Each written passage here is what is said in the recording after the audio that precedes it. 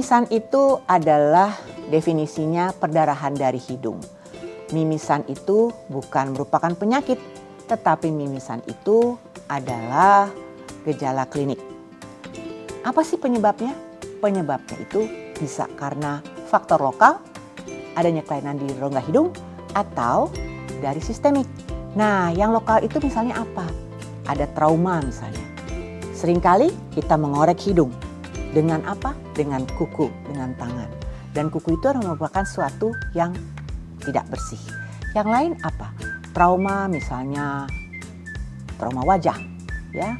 Kemudian juga adanya inflamasi. Inflamasi itu misalnya rhinosinusitis atau infeksi saluran napas atas. Anak-anak sering atau kita sering mengalami adanya ingus yang putih atau yang berwarna kekuningan. Adanya infeksi saluran napas atas, selain itu misalnya infeksi tenggorok. Dan kemudian adanya neoplasma. Neoplasma itu adalah misalnya tumor di dalam rongga hidung, dan seringkali pada dewasa muda itu adanya namanya angiofibroma. Ya, dan kemudian environmental. Environmental apa? Suasana atau kering, dan kemudian juga biasanya ada intubasi hidung atau adanya penggunaan endoskopi dalam pemeriksaan rongga hidung, dan kemudian adanya kelainan septum, misalnya tulangnya bengkok atau misalnya ada perforasi atau septum tulang hidung yang bengkok dan kemudian bolong. Yang lain sistemik. Sistemik itu sering sekali dihadapi misalnya adanya tekanan darah tinggi, dan biasanya tekanan darah tinggi itu dialami oleh orang-orang tua dan berasal dari rongga hidung belakang. Adanya kelainan darah, misalnya ada penyakit tertentu.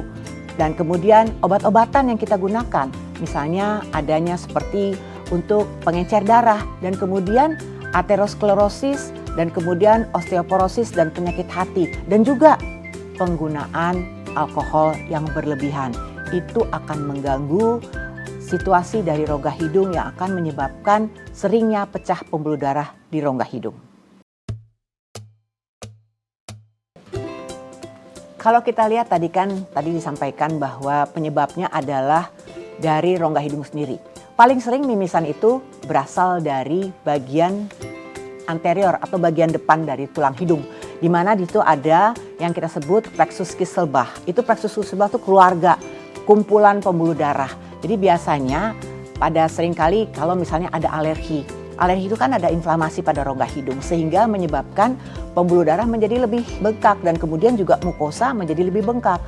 Yang lain adalah kalau misalnya orang itu ada kelainan darah tentu ya, dan lebih cepat menyebabkan perdarahan ya. Kemudian ada kelainan dari hidung sendiri, tulang hidungnya bengkok ya, dan kemudian juga ada hormonal. Hormonal itu biasanya terjadi pada wanita, dan ya biasanya sebelum menstruasi atau sesudah menstruasi, di mana terjadi ketidakseimbangan hormonal.